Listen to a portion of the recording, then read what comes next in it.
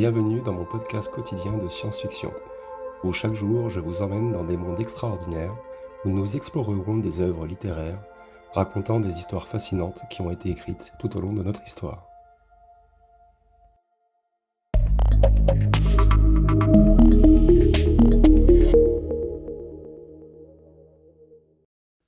Bonjour à toutes et bonjour à tous, très chères auditrices et très chers auditeurs. Nous allons continuer nos petits podcasts sur la science-fiction et nous allons parler de son évolution au sein de notre histoire. Alors c'est un petit article que j'ai fait qui ne résume pas tout, bien évidemment, mais qui englobe pas mal de choses qui ont été faites tout au long de notre histoire. Et donc de Jules Verne jusqu'à aujourd'hui. Et bien sûr, il n'y a pas tout. Ça mérite aussi de développer encore plus, mais sinon le podcast durerait beaucoup trop longtemps. Donc la science-fiction, c'est un genre littéraire et cinématographique fascinant qui a constamment évolué depuis ses origines, qui offre des réflexions profondes sur le progrès technologique, les dilemmes éthiques et les futurs sociétaux possibles. Née de l'imaginaire de visionnaires tels que Jules Verne, elle s'est développée pour devenir un miroir de l'innovation et des inquiétudes de chaque époque, reflétant et parfois anticipant les changements majeurs de notre compréhension du monde et de l'univers. Alors, on va parler des origines de Jules Verne et le sens de la merveille, parce que l'influence de Verne sur le genre, il a créé donc des récits d'exploration et d'invention, et a non seulement posé les jalons en fait de la science-fiction, mais a aussi inspiré des générations d'écrivains, d'explorateurs et de scientifiques. Et ses œuvres mêlent aventure et spéculation scientifique qui ont introduit le concept de voyage extraordinaire, qui sont devenus centraux dans la SF. L'analyse de ces récits montre une fascination pour la découverte et une foi pour le progrès scientifique qui continue d'influencer le genre. Le milieu du XXe siècle, donc c'est l'âge d'or de la science-fiction, puisqu'on va explorer donc des thèmes de l'âge d'or. L'âge d'or approfondit la réflexion sur les conséquences de la technologie et de l'exploration spatiale. Des auteurs comme Isaac Asimov, dont je parle très souvent dans mes podcasts, avec ses lois de la robotique, Arthur C. Clarke aussi, bien évidemment, avec ses visions de société future, qui ont posé des questions fondamentales sur l'interaction entre l'homme et la machine, et sur notre place dans l'univers. Cette période a également vu naître des récits qui questionnaient les structures sociales et politiques, préfigurant les préoccupations de la science-fiction contemporaine. Et il y a la science-fiction moderne, qui est diversifiée et complexifiée, le cyberpunk et le hard science, parce que cette modernité dans la SF est marquée aussi par une diversification des genres et des thèmes. Le cyberpunk, par exemple, explore les impacts de la cybernétique et de la réalité virtuelle sur l'individu et la société, tandis que le hard science se concentre sur l'exactitude scientifique et technique. Il y a des auteurs comme William Gibson et Neil Stephenson qui ont exploré en fait ces nouvelles frontières, tandis que Margaret Atwood a utilisé le genre pour commenter les questions écologiques et sociales urgentes.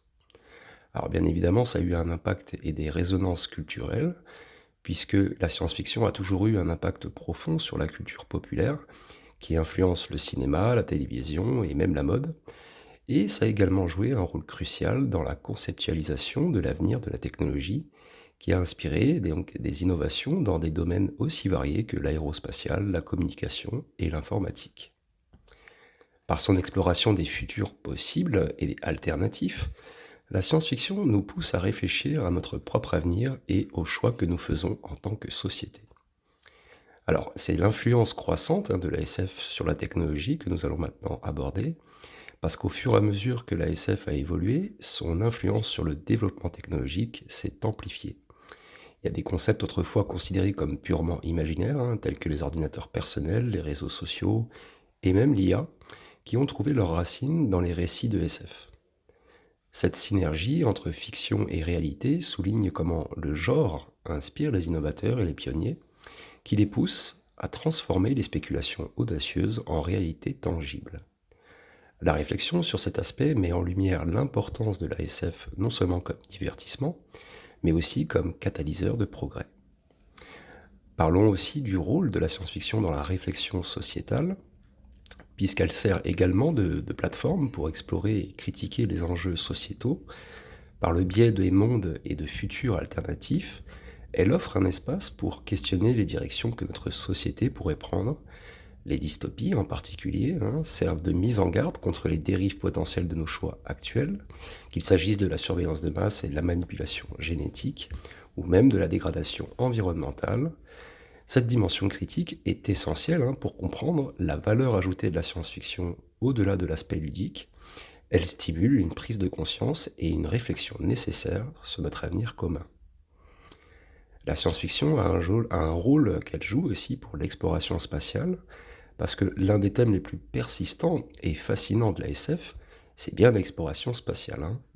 Par exemple, De la Terre à la Lune de Jules Verne à Interstellar de Christopher Nolan, la conquête de l'espace a toujours captivé l'imagination des auteurs de science-fiction et du public, et cette fascination pour l'espace n'est pas anodine. Elle reflète la soif de découverte et la quête de compréhension de l'humanité, et la SF joue un rôle non négligeable dans l'inspiration des efforts réels d'exploration spatiale, qui nourrissent les rêves de générations d'astronautes, d'ingénieurs et de scientifiques déterminés à rendre ces visions futuristes une réalité. La SF, c'est aussi comme un laboratoire d'idées, parce qu'elle fonctionne donc avec des limites, avec la limite des possibles qui sont constamment repoussés. Ça permet aux auteurs et aux créateurs d'expérimenter avec des concepts scientifiques et technologiques et sociétals dans un cadre fictif mais plausible. Cette exploration libre de contraintes réalistes strictes encourage une créativité et une innovation qui peuvent avoir des répercussions bien au-delà du domaine littéraire et cinématographique, influençant la pensée scientifique et la recherche appliquée. On peut conclure, de Jules Verne à nos jours, l'évolution de la SF est le reflet de notre évolution technologique, sociétale et philosophique. En posant des questions provocantes sur le futur et en explorant des mondes inconnus, et en imaginant des technologies révolutionnaires, la science-fiction continue de nous fasciner et de nous divertir, et de nous inciter à la réflexion. Elle reste un outil précieux pour envisager les multiples chemins que pourrait prendre l'humanité, nous invitant à rêver et à réfléchir de manière critique à notre destin commun. En fin de compte, la science-fiction n'est pas seulement une fenêtre sur l'avenir, elle est aussi un miroir de notre présent, révélant nos espoirs, nos peurs et nos aspirations les plus profondes. L'évolution de la SF de Jules Verne aujourd'hui montre comment le genre continue de se renouveler, de s'adapter et d'influencer profondément notre perception du futur. La SF ne se contente pas donc de provoquer des réflexions critiques sur les enjeux sociétaux, elle alimente aussi les ambitions humaines d'explorer l'inconnu. En tant que miroir de nos espoirs et de nos craintes, elle reste un pilier de notre culture, un vecteur d'imaginaire collectif et un guide pour naviguer dans les complexités de l'avenir. Elle nous rappelle aussi que si le futur est incertain, elle est aussi remplie de possibilités infinies, à condition que nous osions rêver et travailler pour les réaliser aussi. L'ASF, par son essence même, nous invite à envisager un avenir non pas comme une fatalité, mais comme une toile sur laquelle nous pouvons tous peindre nos aspirations les plus audacieuses. Voilà, je vous remercie de m'avoir écouté, j'espère que le podcast vous a plu. Nous essaierons de parler des prix de la science-fiction pour le prochain podcast en SF. Voilà, passez une très belle journée, une très belle soirée, prenez soin de vous, à bientôt.